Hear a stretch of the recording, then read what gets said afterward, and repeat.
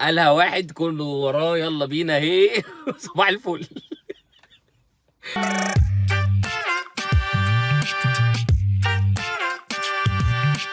صديقي وعزيزي وحبيبي ودير اللي هي بتتكتب في اول الايميلات دي، ودارلينج اللي احيانا بتتقال في الافلام الانجليش ما بين يعني مش موضوعنا دلوقتي. المهم ان كل الالفاظ اللي بتعبر عن الحب ما بين شخص والاخر بكل نيه صافيه، ويا ريت تصفوا نيتكم. فانا حبيت ان انا اعبر عن امتناني للكابتن طارق اي كيو، كابتن طارق اي كيو الشهير بالكابتن طارق السيد. كابتن طارق اي كيو بعيدا عن ان هو حاول يعمل فيها الرجل الملط، وحاول يعمل لنا حته كده بسيوني الملط، مش لازم اقول لكم قدام الناس لما اجيب سيره الرجل الملط من هنا الى ما لا نهايه تيجي الكابتن ابو معتز لو سمحت يخش ويقول ده راجل ملط. يلا واحد اتنين هوبا.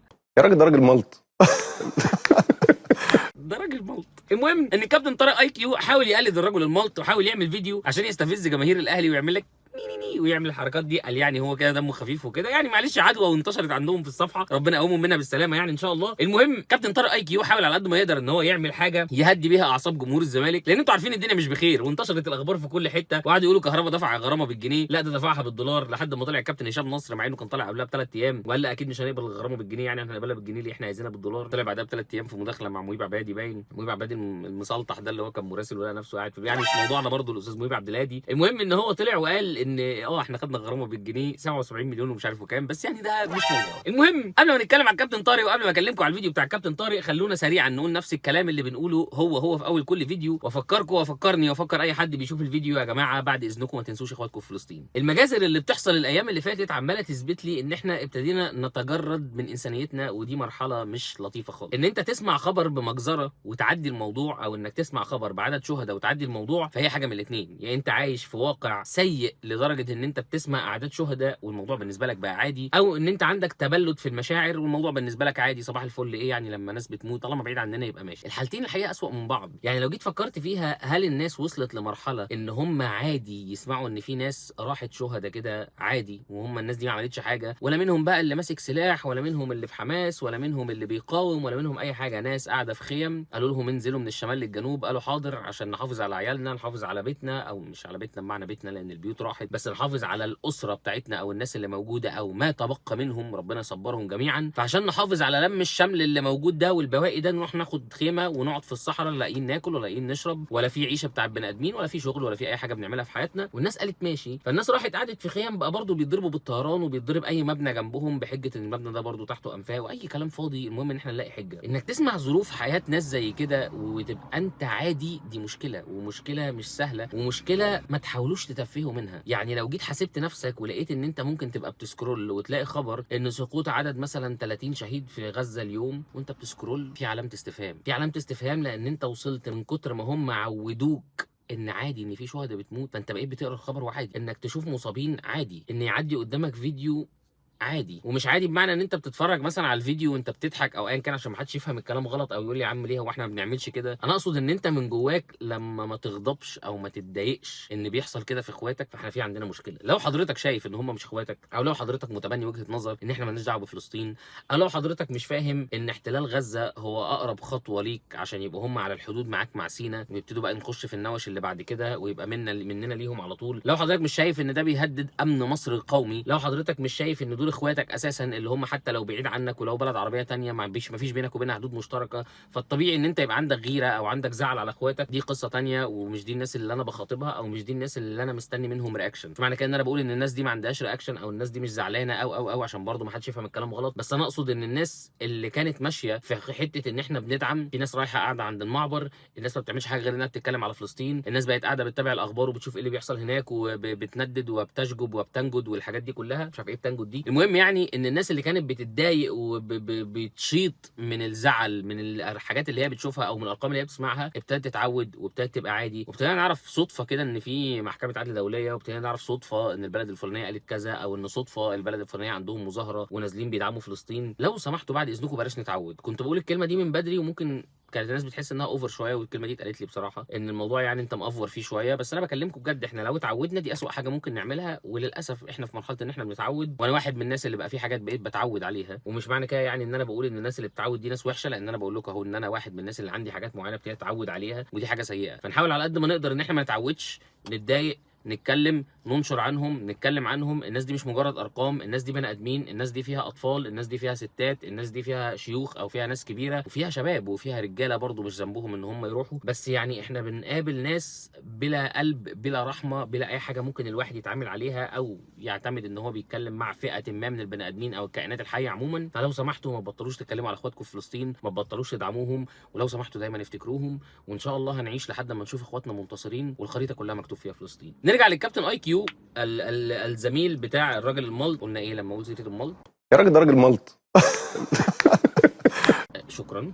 المهم ان زميل الكابتن الملط، لا خلاص ما تجيبوش تاني. المهم يعني ان الكابتن طارق اي كيو لما حب يعمل فيديو عشان يستفز فيه جمهور الاهلي، للاسف بلانا بلوى في الفيديو ان هو حاول يتكلم في فنيات، ودي حاجه للاسف هي منتشره دلوقتي، اي حد بيتكلم في فنيات. يعني انا مثلا بقعد اقول لكم في فيديوهات هنا يا جماعه والنبي ما بحبش اتكلم في الفني وبتاع، بس احيانا بفتح لايف بعد الماتش على اليوتيوب الاقي نفسي غصب عني رحت اتكلم في شويه حاجات في الفنيات وبتاع. وانا يعني انا بقول لكم هو انا راجل فهمي على قدي في الفنيات، عادي مش حاجه عيب يعني. انا بقول كده الكلام اللي هو العادي، مش لازم اقعد اقول لك الزوم 14 والشادو سترايكر والانسايدر وينج والحاجات اللي هي المصطلحات لما انا هقولها انت هتحس ان انا بفهم يعني الكلام الفاضي ده. يعني في من العينه دي كتير. فالكابتن طارق اي كيو واحد من الناس اللي ربنا بالينا بيها ان هو يطلع يتكلم في الفنيات، فهو قرر ان هو يغيظ كهربا بس في اول الفيديو يكلمنا على الفنيات، وده بيبقى عقاب رباني انك تقعد تتفرج على الكابتن طارق اي كيو وهو بيتكلم فنيات وبعدين بقى تشوف هو كان بيقول ايه على كهربا. فانا قررت ان انا اعاقبكم معايا واوريكم الكابتن طارق اي كيو وهو بيتكلم في الفنيات، حاجه كده ما تفرقش عن شيفو بتاع التيك توك. هما الاثنين ما شاء الله في الفنيات لا يفقهوا اي شيء، بس ده مش موضوعنا دلوقتي. المهم خلينا نشوف الكابتن طارق اي كيو كان بيقول ايه واحده واحده كده، نسمع تحليله الجبار لنادي الزمالك عشان بس نخش على موضوع كهربا ده، لان انا محتاج اتكلم مع الكابتن طارق اي كيو كلمتين.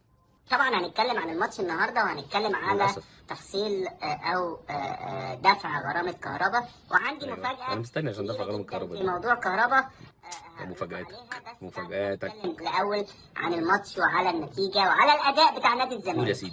قبل اي حاجه 1000 مليون مبروك، 3 بونت في منتهى 3 بونت. الزمالك خد 3 بونت يا جماعه، الف مبروك. انما خد بالك هم 3 بونت في منتهى الاهميه. حصل. انا حصل هتكلم طبعا. فني شويه. الصراع بتاع اسفل الجدول ده صعب جدا. تعليقات على بعض الامور الفنيه على مستر جوزيه جوميز اللي احنا كلنا في ظهره. تاني بنقول احنا كمان في ظهره. مشكله في اي حاجه واحنا في ظهر الراجل كلنا في ظهر الراجل يا كابتن طارق ما تقلقش. كلنا نحب نقف في ظهره ونسنده ونبارك له. انما ايوه خلينا نتفق ان هم في البدايه وفي النهايه وفي الاول وفي الاخر هم 3 بونت مهمين. 3 بونت مهمين جدا يا كابتن طارق. الكتير اللي بدا يعمله الراجل، هو الراجل عايز ياخد وقته وعايز يشوف، عايز يستكشف طبعا حقه. الا بعد 7 ماتشات اهم حاجه 7 ماتشات. ايوه مش هحكم عليك الا بعد 7 ماتشات، خاصه ان انت اجنبي. لا ثانيه واحده، يعني ايه خاصه ان انت اجنبي؟ يعني لو مصري كان في ديسكاونت يعني. انا مش هحكم عليك غير بعد 7 ماتشات. ليه مش هتحكم عليا غير بعد 7 ماتشات؟ انت اجنبي. انت لو مصري بيعملوا ديسكاونت، هنا بنحكم عليك بعد 5 ماتشات، لكن لو اجنبي بنحكم عليك بعد 7 ماتشات. عشان البهوات اللي ما بيفهموش في الفنيات يا ريت يذاكروا ورقه وقلم يا باشا انت وهو، واكتب عايز تحكم على مدرب اجنبي 7 ماتشات، عايز تحكم على مدرب مصري 5 ماتشات، لو عايز تجيب مدرب افريقي اللي هو مثلا زي ما احنا جبنا موسيماني كده اللي هو افريقي بس مش مصري طبعا لان المصريين افارقه، ده ممكن مثلا يبقى حاجه في النص كده مثلا 6 ماتشات. يعني اهم حاجه الماتشات ما تبقاش متساويه لان الماتشات بتختلف من واحد للتاني. كمل يا كابتن اي كيو اتفضل.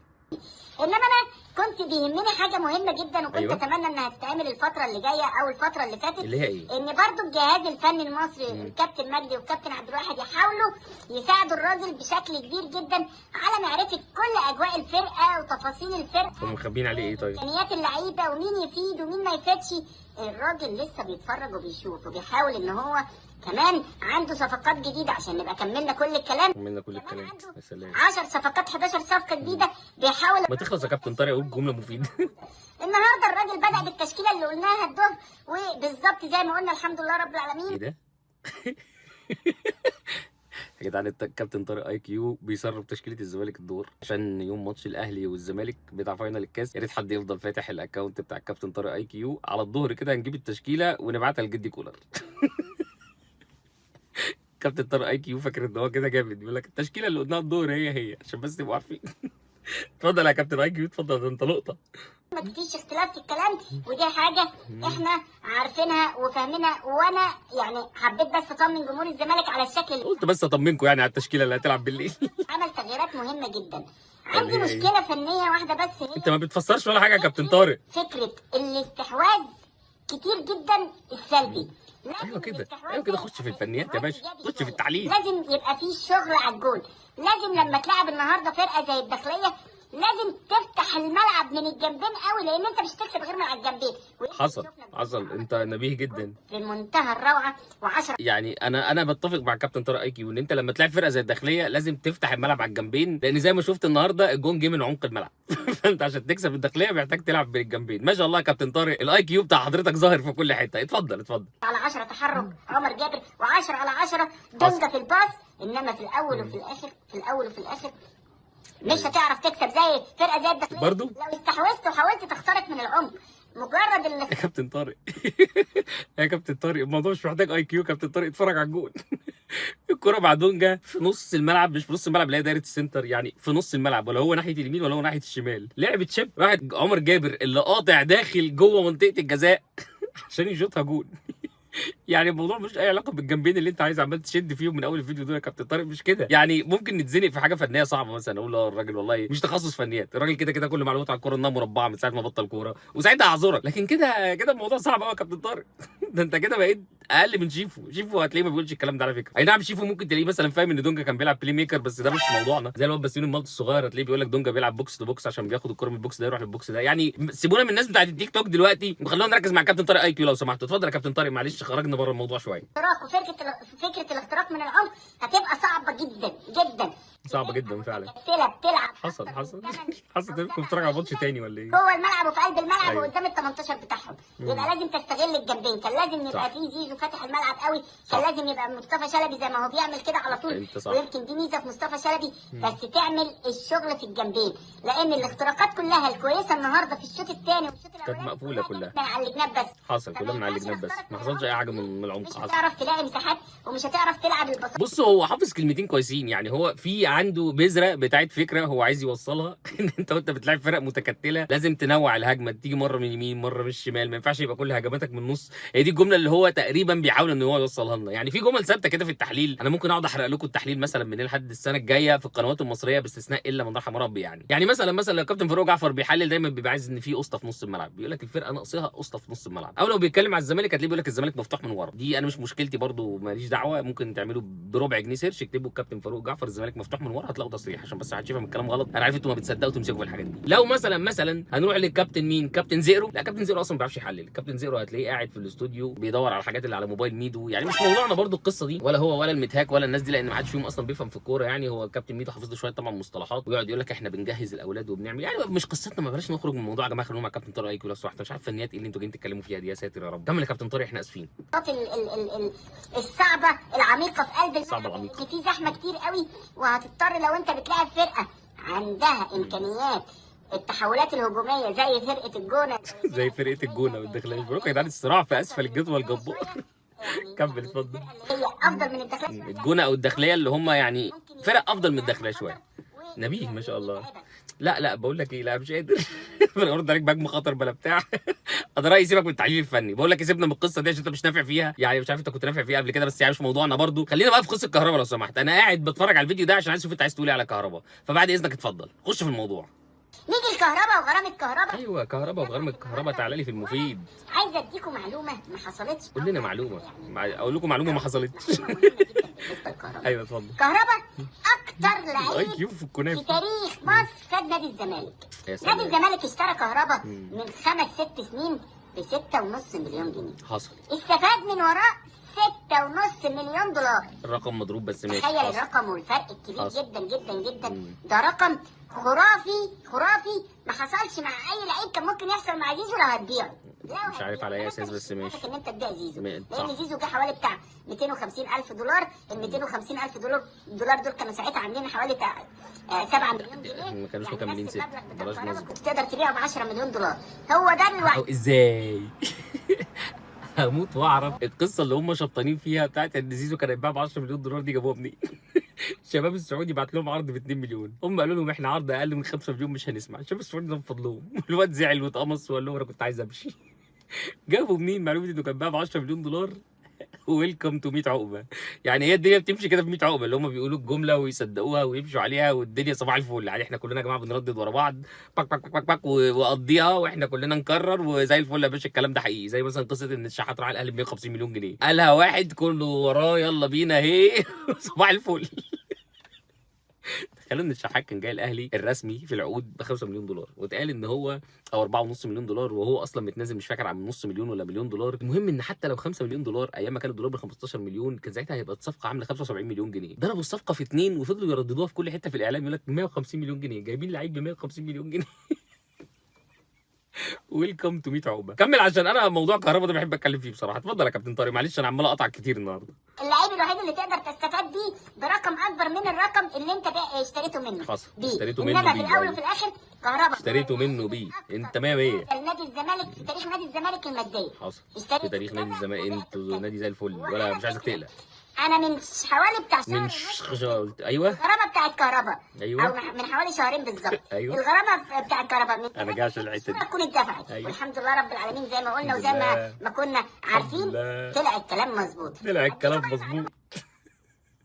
الحمد لله انا ربنا نصرني. زي ما قلت لكم يا اولاد من شهر ونص او يعني من شهرين عشان ما ابقاش بكذب. قلت لكم ان غرامه كهربا دي هتدفع في خلال من 3 ل 6 شهور. وربنا نصرني والغرامه اتدفعت.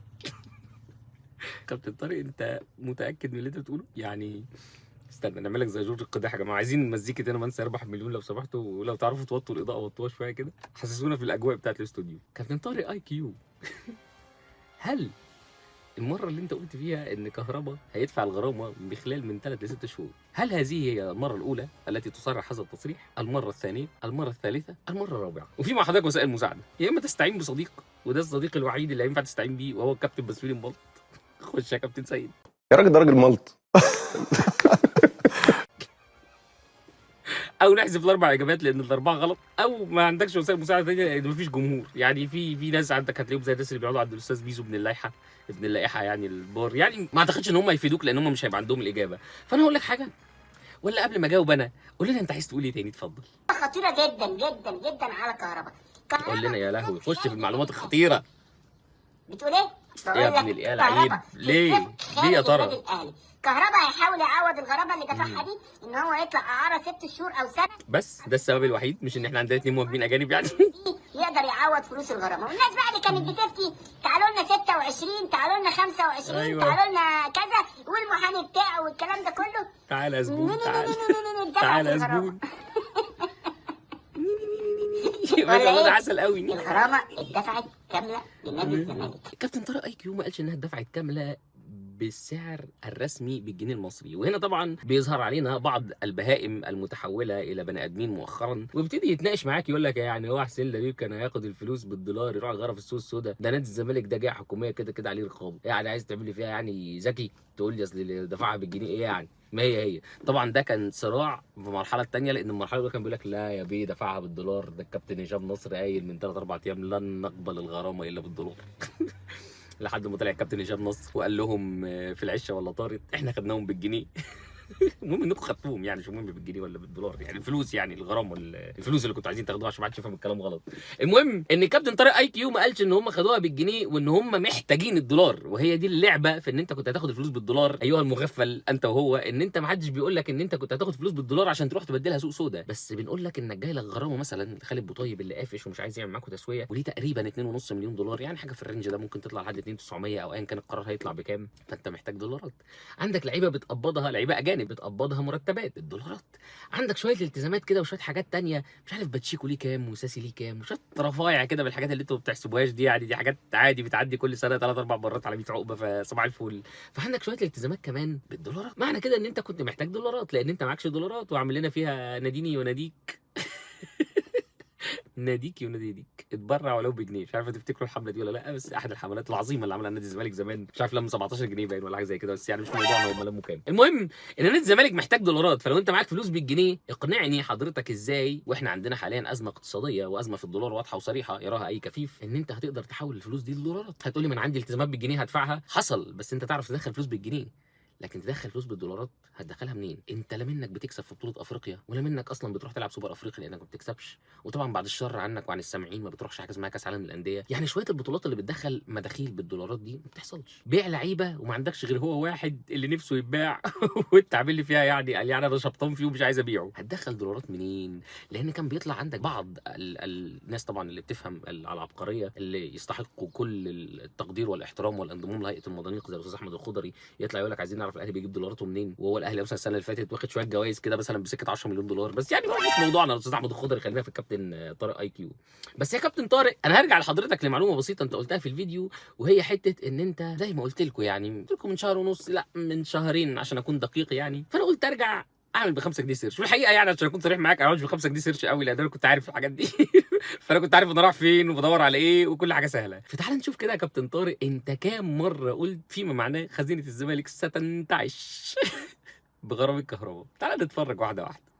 هو كده 24/9/2022 بدايه الدوري او في بدايه شهر 10 يعني 10 ايام وهتسمعوا ان الفلوس اتودعت في حساب نادي الزمالك قبل شهر 10 طب هم مش 2022. راضيين يدفعوا لك انت ليه؟ 11/11/2022 مش راضيين يسددوا لك ليه؟ او يساعدوك في تسديد المبلغ ليه؟ ليه؟ لان هم فعلا مش عايزينك، هم مرتاحين منك. انا بقول لك الكلام ده ليك انت، هم مرتاحين منك. الخسر الوحيد انت، واللي خسران في الموضوع كله انت. ليه يا ترى خسران ليه؟ لان الايقاف هيفضل مكمل معاك. يا سلام انت هتفضل تكمل في الايقاف يا سلام يا سلام. الى ان يحن عليك النادي الاهلي ويديك كارت حسن او يديك جزء من مستحقاتك تسد بيها الفلوس. زبون والحد خش على 16/11/2022. ايوه نبدأ بالموضوع ونجهز للايقاف يمتد على طول قبل ما يلعب كهرباء. الحاجه الثانيه المهمه بقى ان في تدخلات داخليه داخل النادي الاهلي، والمره دي بيتدخل فيها حد قريب جدا للكابتن خطيب ان يحل المشكله دي ويحاولوا يساعدوا كهرباء. الاهلي كان مرعوب في 16/11/2022. يا لهوي يا لهوي. النادي الاهلي ان قريب جدا ممكن يبقى في حل في موضوع كهرباء ويبعت الفلوس اللي منه نادي الزمالك يستفاد ماديا الفتره الجايه، عشان لو محتاج ان هو يجهز لصفقه في يناير ولا حاجه يقدر يعملها، او محتاج مقدمات. كان عايز فلوس ليناير 2023 غلبان يا حاج. خش يا باشا 4/12/2022. كمل بقيه الفلوس مساعده لكهرباء. أيوة. وبعد كده ياخدها منه بالطريقه او بالشكل اللي هم عايزينه. انما لحد وقتنا هذا النادي الاهلي ادى كهرباء 15 او 20 مليون جنيه. يا سلام يا سلام. هم مش هيكفوا تكمله المبلغ بتاع كهرباء. غلبان معهوش فلوس. هنشوف النادي الاهلي هيعمل ايه وكهرباء هيعمل ايه، هيعرف يكمل الفلوس ازاي والا مش هيعرف يكمل هيحصل الفلوس. ايه؟ هو بقاله سنة وشوية يا سنة حرام. وشوية ما لعبش كورة، وممكن يتعرض لعقوبة تاني. يا خساره هيجي له عقوبه أعتقد في تاني. خلال الشهر اللي احنا فيه ده تعدي السنة. اتعاقب في ديسمبر 2022 لمده سنه. هتدفع فلوسه ولا هتستمر في الموضوع؟ ولا احنا نخش 6/12 بقى بعدها بيومين. طب رسمي يقول ان الكهرباء لحد دلوقتي ما دفعش الفلوس بتاعته. أيوة. ان لو الزمالك ما بعتش وقال ان الكهرباء ما دفعش الفلوس بتاعته بتجدد العقوبه وبتبقى لمده سنه.